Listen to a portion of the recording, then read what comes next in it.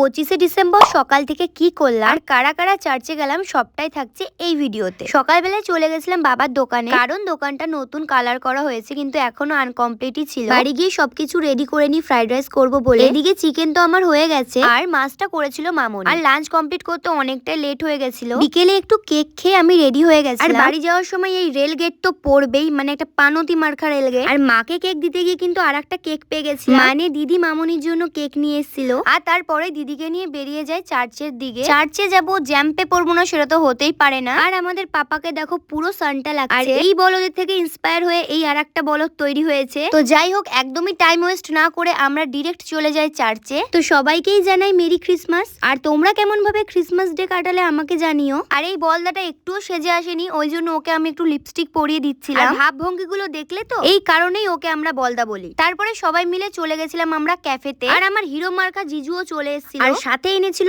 আমার জন্য Christmas gift. আর ওই গিফট দেখে যা খুশি হয়েছি গাইস, তোমাদের বলে বোঝাতে পারবো না। তো যাই হোক, সেদিন আমরা বেশি কিছু খাইনি, চা আর চিকেন ললিপপ খেয়েছিলাম। ভিডিওটা কিন্তু এই অবধিই থাকলো। লাইক, কমেন্ট আর শেয়ার করে দিও। টাটা।